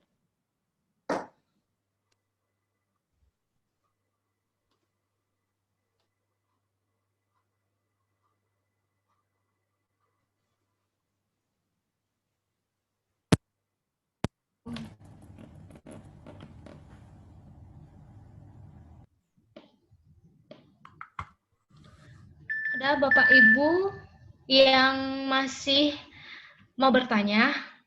Sepertinya satu pertanyaan terakhir untuk menutupi webinar hari ini. Atau ada yang mau sharing atau kasih masukan? Terima kasih. Boleh bertanya? Oh ya, silakan Pak Edward. Ya, selamat malam. Malam. Malam Pak Daniel. Malam Pak Edward. Ya, saya tertarik tentang apa yang disampaikan tadi, yaitu tentang teladan. Karena memang tidak cukup hanya firman Tuhan, tapi teladan yang lebih lagi bisa boleh membangun iman daripada anak-anak kita, keluarga. Sesuai dengan topik kita tadi ini, hari ini kan tentang spiritualitas keluarga Kristen di dalam masa pandemi ini ya, kira-kira. Yang mau saya tanyakan tentang bagaimana kira-kira merubah peluang, merubah tantangan menjadi peluang seperti ada tadi disampaikan oleh Pak Daniel. Bahkan boleh dikatakan bukan hanya tantangan masa pandemi ini, ancaman bagi keluarga Kristen. Karena melihat situasi banyaknya keluarga terpisah oleh karena pandemi ini, ada yang orang dikasihi meninggal, kemudian bisnis juga seret, keuangan sulit dalam hal segala sesuatunya. Mencari kebutuhan pun sekarang harga-harga mahal. Ini kan berpengaruh juga dampaknya kepada spiritualitas atau iman keluarga Kristen. Nah, jadi dalam hal ini seperti kami lah misalnya, kami kan di Sibolga. Selama ini dengan anak-anak itu kita bisa ketemu di Medan, anak-anak kan kuliah di Medan. Anak saya ada 2, di Fakultas Kedokteran dua-duanya. Satu sudah baru tamat, internship sekarang. Kita bisa ketemu minimal sekali dalam 2 bulan, Pak Daniel, ke Medan kita dari Sibolga. Sibolga Medan itu sekitar ya, naik mobil 10 jam lah kira-kira.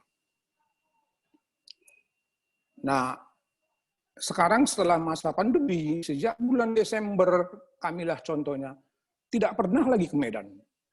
Karena terpisah oleh karena situasi dan keadaan seperti ini. Nah, jadi ini kan merupakan suatu tantangan. Contohnya seperti itu. Banyak lagi keluarga Kristen yang mengalami seperti ini. Nah, bagaimana menyiasatinya seperti ini? Oke, Zoom ada, ya kita telepon bisa setiap hari, tapi kan kadang-kadang kita bisa video call, tapi kadang-kadang seperti yang dikatakan tadi, hati Bapa itu, teladan itu kan nggak bisa nyampe langsung lagi. Bahkan sekarang 10 bulan loh kami tidak ketemu dengan anak-anak. Nah, jadi begitu bagaimana kita bisa memeluk mereka? Bagaimana kita menuangkan perasaan kita sebagai memiliki hati seorang bapa? Bagaimana juga dia mengekspresikan hati anak kepada bapaknya? Kan nggak bisa dalam masa-masa seperti ini. Nah, banyak hal yang lain mungkin dialami oleh keluarga-keluarga. Keuangan dan lain-lain sebagainya. Ini kan merupakan suatu ancaman yang bisa membuat suatu kemunduran bahkan dalam spiritualitas iman ataupun iman keluarga Kristen sekarang ini. Nah, bagaimana menyiasatinya ini kira-kira Pak Daniel? Mungkin firman Tuhan bisa kita sampaikan, ya, bisa kita telepon atau video call, tapi kadang-kadang kan kita nggak bisa melihat mereka secara utuh, kegiatan mereka sehari-hari itu nggak bisa. Nah, ini merupakan tantangan barangkali. Bagaimana semangatnya yang perlu kita timbulkan, menyiasati supaya ini bahkan yang seperti ini bisa jadi peluang bahkan menumbuhkan iman daripada anak-anak. Ketika kita nanti bertemu, mungkin tak kapan kami bisa ke Medan ini. Apakah nanti Desember, bulan awal Januari, tahun baru Natal. Nah, kita juga belum tahu. Nah, ini kan suatu kerinduan mungkin bukan hanya bagi saya, tapi mungkin bagi orang-orang di luar sana, keluarga-keluarga Kristen kami yang jauh di Sibolga ini, anak-anaknya tadi mana, di Jakarta, di Medan, dan lain-lain. Nah, ini mungkin perlu membutuhkan satu siasat bagaimana kira-kira dari Pak Daniel. Terima kasih sebelumnya. Pertama, bagi saya physical distancing doesn't mean spiritual distancing. Kejauhan kita, jarak secara fisik bukan berarti secara spiritual kita juga mengambil jarak. Justru inilah peluang spiritual kita lebih connected daripada physical. Pertama bagi saya menolong untuk meditasi, untuk merenungkan kebenaran firman Tuhan yang harus lebih menuntun kita daripada tantangan yang dihadapi. Contohnya, serahkan segala khawatirmu kepada Tuhan dalam doa, permohonan, dan ucapan syukur. Artinya apa? Ketika saya mengalami kerisauan tadi, saya menyerahkan itu kepada Tuhan. Saya melepaskan itu pada tangan Tuhan. Karena Tuhan menjanjikan itu untuk saya melepaskannya tadi. Ayat Alkitab banyak berbicara mengenai jangan takut. Lebih dari 300 kali. 350-an sekian. Artinya Tuhan tahu persis di dalam dunia ini kita penuh dengan ketakutan. Tapi juga Dia menolong kita untuk katakan, aku telah mengatasi ketakutan ini. Kedekatan kita dengan Tuhan melalui meditasi Kedua, kita mensyukuri. Apa yang masih kita bisa syukuri saat ini? Ada satu latihan dalam formasi spiritual itu menolong. Setiap malam sebelum kita tidur, kita bertanya, apa kekhawatiran saya sepanjang hari ini? Itu saya tuliskan, segala kekhawatiran saya. Terus pertanyaan kedua, apa yang saya bisa syukuri sepanjang hari ini? Saya tuliskan yang saya syukuri. Akhir bulan, kalau kita buka buku atau tutup buku, kita akan melihat bahwa ucapan syukur kita akan lebih banyak daripada kekhawatiran kita. Karena apa yang kita khawatirkan itu tidak terjadi, tapi apa yang kita syukuri itu kita sudah alami. Dan ini bukan hanya positive thinking, tapi ucapan syukur ini untuk membuktikan Tuhan menuntun saya hari demi hari. Sehari cukup dengan kekhawatirannya, dan Tuhan akan menolong juga untuk hari-hari yang berikutnya. Meditasi, syukuri, seleksi. Bagi saya penting seleksi, kita beri overwhelm, kita banyak sekali informasi yang kita dapatkan. Kalau sudah tadi ada seorang dokter mengatakan, kalau sudah membuka Google tentang COVID, itu ada 4 sekian miliar dikatakan. Orang mengatakan tentang COVID tadi. Dari yang benar sampai ke hoax, begitu. Artinya kita bisa overwhelmed dengan informasi, dengan data, mungkin yang membuat kita mengerti, punya pengetahuan, tetapi tidak menjadikan kita bijak. Nah, ini kita perlu memilah, dan mengambil keputusan mana yang oke bagi saya dan baik atau tidak. Bagaimana dengan maksud saya dengan informasi yang ada. Yang keempat mungkin menolong bagi saya untuk hidup dari kekinian. Sekarang, seringkali kan pikiran kita kalau kita tidak memproses masa lalu yang belum selesai, kita mengkhawatirkan masa depan yang belum terjadi. Tapi bisakah kita hidup untuk here and now, saat ini, sekarang? Hayati hidup yang sesaat ini. Lakukan aktivitas dalam kerutinan yang saya masih bisa lakukan untuk hari itu. Dan penting di sini melihat, tadi seperti Bapak katakan Pak Edward, bahwa kebutuhan kita sebagai human being, sebagai kita perlu disentuh, diakui, dihargai, dilibatkan. Kita melihat mulai kompleks bahwa hidup kita ini bukan hanya sekedar seperti motor begitu. Kerja, tapi punya kebutuhan-kebutuhan. Orang mengatakan ada 7 kebutuhan yang diakui, dihargai, disentuh, dilibatkan. Justru dengan saat ini sepertinya di stop, hanya dibatasi dalam beberapa hal, menunjukkan, iya, kalau kita ingin jadi utuh, maka kebutuhan-kebutuhan tadi harus dipenuhi. Mungkin menolong saat ini untuk mengevaluasi tadi. Saya ingin memberitahukan mengenai salah satu definisi mengenai ketangguhan, mungkin 1-2 definisi. Satu definisi mengatakan di sini, menjadi tangguh bukan hanya semata memulihkan keadaan kembali kepada keadaan yang semula, seperti new normal ini. Lebih jauh lagi, menjadi tangguh berarti menggunakan pembelajaran yang saudara terima dalam mengatasi kesulitan. Untuk dapat merubah saudara menjadi lebih baik, dan menolong saudara untuk lebih menyadari hal-hal yang penting dalam hidup saudara. Saudara, ketangguhan menolong kita untuk memisahkan, dalam bahasa Inggris membedakan antara importance dan significant. Banyak hal yang penting yang bisa kita lakukan, tetapi mungkin bukan yang utama, yang diutamakan dalam hidup ini. Kita katakan yang terutama meninggikan nama Yesus. Yang lainnya penting kita lakukan, harus kita lakukan, iya. Tapi bukan yang utama. Nah, momen seperti ini, orang salah satunya mengatakan, yang penting itu sehat. Sehat itu kan mahal. Nah, sekarang kita betul disadarkan pentingnya kesehatan. Ternyata bukan hanya sehat penting. Mental kita bisa kuat, emosi kita bisa kuat nggak? Tubuh kita sehat, tetapi emosi kita nggak sehat. Nggak kemana-mana. Kognitif kita, imajinasi kita nggak sehat, kita nggak bisa juga untuk berkembang di dalam kesulitan tadi. Kita akan terpuruk. Hanya kita perlu aspek-aspek dalam kehidupan ini, physical, emotional, spiritual, sosial, kognitif, dan kreativitas, imajinatif. Makanya ada satu definisi di sini mengatakan kemampuan untuk mengambil manfaat yang terbaik dalam situasi apapun. Tangguh itu artinya. Atau kemampuan untuk menangani tekanan dengan baik. Atau dengan kreatif.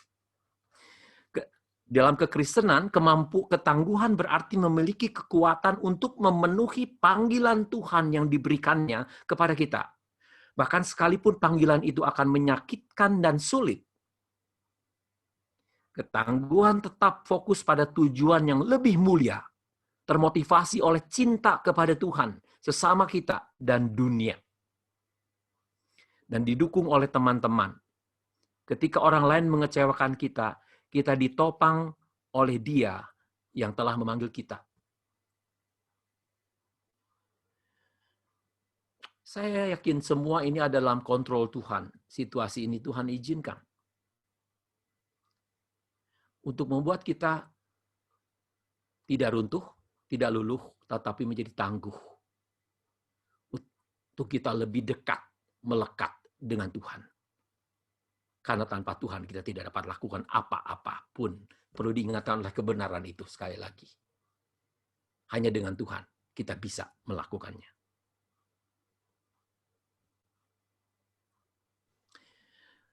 Tunjukkan Bapa tetap mungkin sebagai seorang ayah yang merindukan tadi, kelekatan tadi, kedekatan. Izinkan dia boleh melihat hati seorang Bapak, Pak Edward. Saya yakin itulah yang akan meneladani menjadi contoh warisan yang Bapak berikan kepada kedua anak Bapak. Yang saat ini harus berjuang mungkin menolong sesama. Tuhan mohon juga lindungi, jaga. Saya yakin ketika saya merasakan dengan anak saya lebih jauh dari kami, hampir tidak ada satu hari pun yang tidak kami berdoa untuk anak kami. Dengan lebih jauh, tangan kita menjadi lebih pendek, tetapi sedekat dengan lipatan tangan kita berdoa kepada Tuhan. Kita lekat dengan anak-anak kita. Karena Dia jauh lebih bisa berkuasa untuk melindungi dan menjaga anak-anak kita daripada kita sendiri yang terbatas. Oleh sebab itu ceritakan kepada anak-anak kita bukan apa yang telah kita raih, tapi ceritakan tentang apa yang Allah telah lakukan dalam hidup kita. Ketika anak-anak kita jauh dari kita, dia tahu dia punya Allah yang bapaknya pernah punya, atau yang punya, masih kita bapak punya. Investasi apa yang dapat kita berikan pada anak kita? Warisan, keuangan, pendidikan, yang hanya terbatas. Tetapi ketika mereka memiliki Allah yang kita miliki, kemanapun anak kita pergi, jangan khawatir. Kuat kuasa dari Tuhan, malaikat-malaikat Tuhan menjaga mereka, dan Tuhan sendiri, yang Allah yang berkuasa tadi. Jika sekali kelak anakmu bertanya, engkau harus menceritakan, Tuhan kita berkuasa. Dan Dia melakukan tanda-tanda dan mujizat itu. Sampai di sini dulu mungkin. Terima kasih Pak Edward untuk pertanyaannya. Terima kasih Pak Daniel. Oke, baik.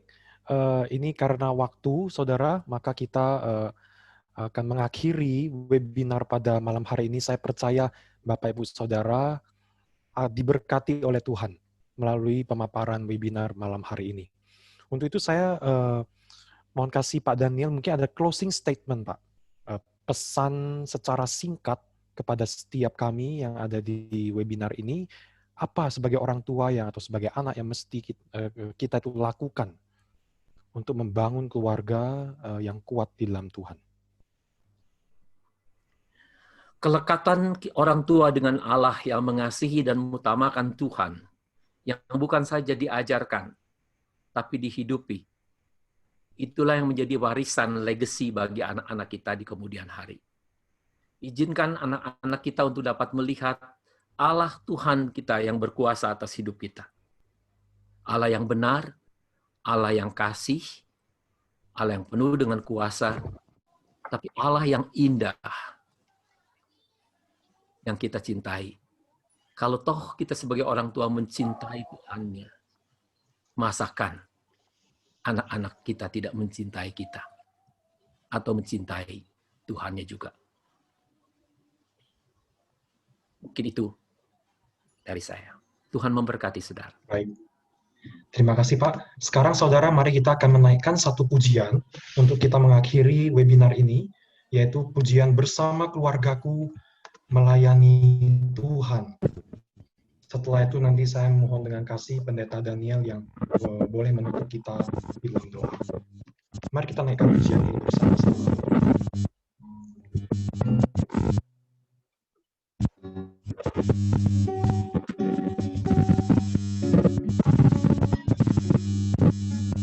Kami datang di hadirat-Mu dalam satu kasih dengan bersehati, berjanji setia sampai akhir, mengasihi-Mu Yesus. Katakan bersama keluargamu, bersama keluargaku melayani Tuhan, bersatu selamanya mengasihi Engkau. Tiada yang dapat melebihi kasih-Mu ya Tuhan. Bagi kami Engkau segalanya. Katakan bersama keluargaku, bersama keluargaku melayani Tuhan, bersatu selamanya mengasihi Engkau. Tiada yang dapat melebihi kasih-Mu ya Tuhan. Bagi kami Engkau segalanya. Bagi kami Engkau segalanya. Kami rindu pujian ini ya Tuhan menjadi bagian dari setiap keluarga kami. Bahwa Engkau segalanya. Bahwa kasih-Mu tidak pernah berkesudahan. Walaupun hidup kami bisa berakhir. Mungkin sampai ke liang kubur. Tetapi kasih-Mu terus menangkap. Mengejar kami, melindungi kami, menjaga kami. Juga untuk setiap anak-anak-Mu yang hadir di ruangan mereka masing-masing malam ini ya Tuhan. Dengan tantangan yang mereka hadapi. Mungkin kesakitan, kesehatan, pekerjaan, pendidikan anak. Tuhan, kami mohon dengan Roh Kudus-Mu Engkau hadir di tengah-tengah setiap anak-anak-Mu di mana mereka berada malam ini. Lawatlah setiap kami ya Tuhan. Mungkin kami harus menangis dengan mereka yang menangis. Tapi kami boleh bersukacita, bersyukur dengan mereka yang bersyukur, bersukacita. Tuhan, kuatkan dan tangguhkan kami dalam menghadapi tantangan. Biarkan ini menjadi peluang di tengah-tengah ini untuk kami lebih dekat, melekat kepada Engkau. Juga lebih dekat hati kami kepada anak-anak kami ya Tuhan. Yang tidak mungkin selalu kami mudah untuk bisa mendidik, mengajar, mengasuh anak-Mu. Kami mohon Kau memberikan Tuhan kasih agape itu. Kasih yang siap untuk berkorban. Kasih yang siap untuk berkomitmen. Untuk bertekad. Untuk melakukan dengan sengaja. Walaupun mungkin objek yang kami kasihi tidak layak. Nampaknya sulit untuk kami kasihi. Berikan kasih itu ya Tuhan. Kami berdoa dan mohon berkat-Mu turun dalam setiap keluarga malam ini yang hadir dalam Zoom malam ini ya Tuhan. Kiranya kasih karunia dari Tuhan Yesus Kristus, kemurahan, kesabaran dari Allah Bapa, penghiburan dan kekuatan dari Roh Kudus, Allah Tritunggal itu boleh beserta dengan saudara. Sekarang ini dan selama-lamanya. Sudah berdiri teguh dan jangan goyah. Dalam setiap usaha pekerjaan yang kau lakukan di dalam tantangan menghadapi COVID ini, ketahuilah itu tidak sia-sia. Karena Allah kita sama kemarin, sekarang, dan selama-lamanya. Amin. Amin. Terima kasih Pak Daniel untuk pemaparan malam hari ini. Saudara sekalian, kita di dalam keluarga perlu ada tradisi memelihara relasi bersama Tuhan. Maka di dalam webinar BCS Medan ini kita juga ada tradisi setelah selesai, yaitu foto bersama, saudara ya. Jadi saya mohon dengan kasih kita boleh menyalakan kamera kita. Ya, kita nyalakan semua ya. Ini karena ada 3 slide, jadi saya nanti akan satu-satu sifatnya. Belum semua menyalakan ini ya. Kita oke. Oke. Yuk, mari kita berfoto. 1, 2, 3. Oke, saya copy paste dulu.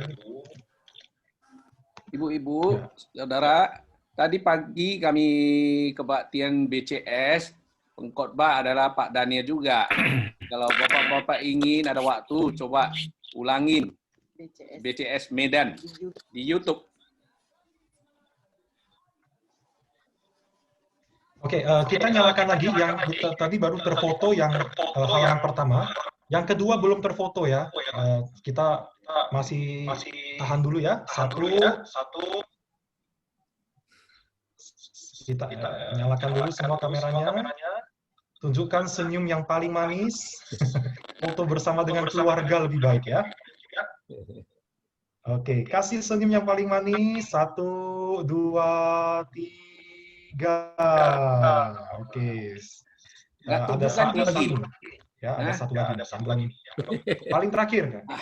Kita nyalakan ya sekali lagi. 1, 2, 3. Oke, sudah selesai. Terima kasih. Terima